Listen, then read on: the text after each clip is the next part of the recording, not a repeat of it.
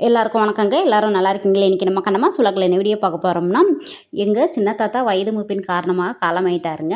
3 நாள் காரியமெல்லாம் முடிச்சுட்டு பிறந்த வீட்டு பெண் பிள்ளைகள் அவங்க வீட்டுக்கு போகும்போது கூட பிறந்த அண்ணன் தம்பி அவங்களுக்கு செய்ய வேண்டியது செஞ்சு அனுப்புறதுக்காக எங்கள் அலெக்ஸ் மாமா வாங்கியிருக்காங்க.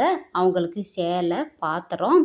நானும் எங்கள் ராஜி அக்கா மாமா பொண்டாட்டி தான் ஆண்டிப்பட்டியில் போய் வாங்கிட்டு வந்தாங்க. 3 பேருக்குமே ஒரே மாதிரி தான் சேலை, பாத்திரம். என்னோடய செலெக்ஷனை தான் எப்படி இருக்குன்னு சொல்லுங்கள்.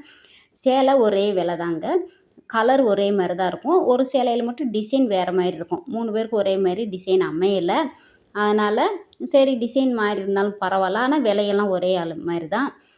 பாத்திரமும் அதே மாதிரி தாங்க. 3 பாத்திரமும் ஒரே வெயிட்டு தான். விலையும் ஒரே விலை தான். எங்கள் தாத்தா எங்கே வாங்குனீங்க, என்ன, யார் யார் போனீங்கன்னு கேட்டுக்கிட்டு இருந்தாங்க.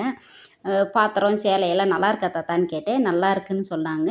எங்கள் சின்னம்மா அவங்களும் 3 பேரும் நல்லா இருக்குன்னு சொன்னாங்க. சேலை, பாத்திரம்லாம் நல்லா இருக்குது. எதுக்கு செம்பு பாத்திரம் வாங்குனீங்க? பித்தளையில் வாங்க வேண்டியது தானே, இவ்வளோ விலை கொடுத்து ஏன் வாங்கணும்னு சொல்லியிருந்தாங்க. பரவாயில்லம்மா அப்படின்னு நான் சொன்னேங்க. அந்த பாத்திரத்துக்கு தகுந்த மாதிரி தட்டு, டம்ளர் வாங்கியிருக்கு. தண்ணி ஊற்றி வச்சாலும் நம்ம மோந்து குடிக்கிறதுக்கு டம்ளர். அந்த செம்பு மாதிரியெல்லாம் வாங்கினோம்னா இன்னும் ரேட் அதிகமாகும். டம்ளரே போதுமானது அப்படின்னு இதை மட்டும் வாங்கியாச்சுங்க. எல்லாம் அழகா இருந்துச்சு. பார்க்க ஒவ்வொரு பொருளும் பாத்திர கடைக்கு போனோம்னா, அதை வாங்கலாமா, இதை வாங்கலாமான்னு தான் இருக்குது.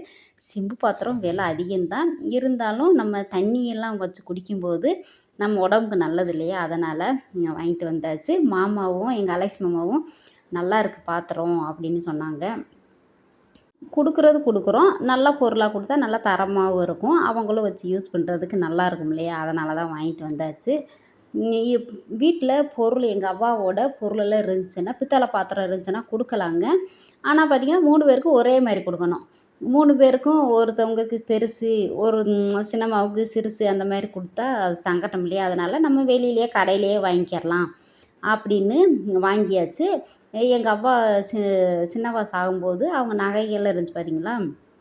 அதை அப்போ கொடுத்தாச்சு. இப்போ தாத்தா இறந்துட்டார் இல்லையா? அவங்களுக்கு இப்போ பாத்திரம் வாங்கி கொடுக்குறாங்க மாமா. பாத்திரம் வாங்கி கொடுக்குறதெல்லாம் பார்த்திங்கன்னா இப்போ புதுசாக செய்கிறாங்க எங்கள் ஊரில். அதுக்கு முன்னாடியெல்லாம் இல்லைங்க. உங்கள் ஊரில் இந்த மாதிரி வழக்கம் இருக்கா இல்லையான்னு சொல்லுங்கள்.